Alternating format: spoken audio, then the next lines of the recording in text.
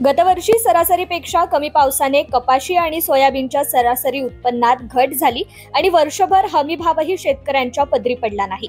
त्यामुळे या दोन्ही पिकांना हेक्टरी 5,000 आणि 2 हेक्टरच्या मर्यादेत शासन मदत देण्याचा निर्णय राज्य शासनाने सोमवारी जाहीर केला। त्यानुसार जिल्ह्यातील शेतकऱ्यांना किमान 250 कोटींची मदत मिळण्याची शक्यता आहे। 2 वर्षांपूर्वी सोयाबीनला 8 ते 10 हजारांपर्यंत भाव मिळाला होता। त्यामुळे गतवर्षी देखील मिळेल अशी शेतकऱ्यांची अपेक्षा होती। त्यासाठी शेतकऱ्यांनी सोयाबीनची साठवणूक केली। प्रत्यक्षात शेतकऱ्यांना हमीभाव देखील मिळाला नाही।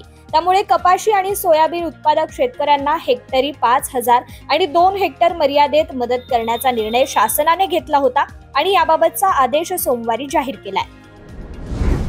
राज्यातील दूध उत्पादन शेतकऱ्यांसाठी एक दिलासादायक बातमी समोर आली आहे। राज्यातील दूध संकलन केंद्रांमध्ये दुधाचा दर निश्चित करण्यात आलाय।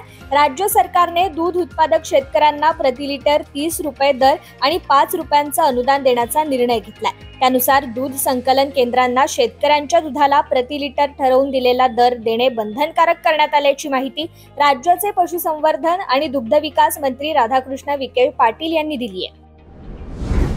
राज्यातील शेतकऱ्यांना दिलासा देणारी बातमी आहे। एकीकडे वातावरणाच्या अनियमिततेमुळे पिकांवर होणारा परिणाम, तर दुसरीकडे लाईट नसल्यामुळे बिघडलेले आर्थिक गणित यातून बाहेर काढण्यासाठी महाराष्ट्र सरकारने मुख्यमंत्री बळीराजा मोफत वीज योजना सुरू केली आहे। पुढील 5 वर्षांसाठी ही योजना राबवण्यास मान्यता देण्यात आली असून राज्यातील 7.5 HP पर्यंत शेती पंपांचा मंजूर भार असलेले सर्व शेतकरी या योजनेचा लाभ घेण्यास पात्र राहणार आहेत।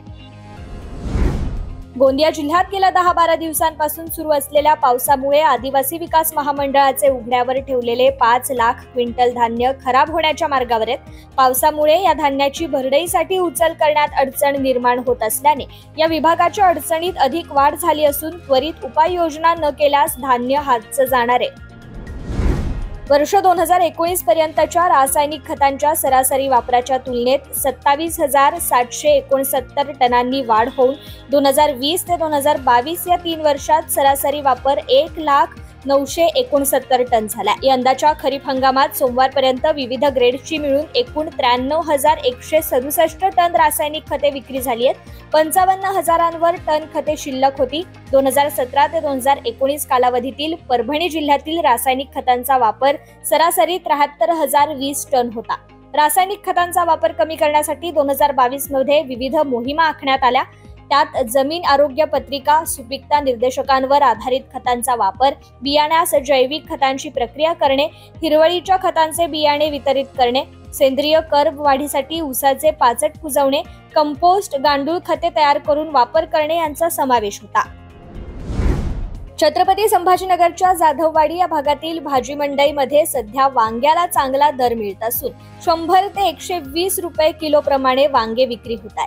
त्यामुळे सर्वसामान्यांना हे दर परवडणारे नसले तरी शेतकऱ्यांना मात्र दिलासा मिळालाय। आता वांग्यासह इतरही भाजीपाल्याला चांगला भाव मिळावा अशी शेतकऱ्यांची अपेक्षा आहे। येत्या महिन्यात श्रावण आणि गोकुळाष्टमी सणानिमित्त बाजारपेठेत बेदाण्याच्या खरेदीसाठी व्यापारी नियोजन करू लागलेत।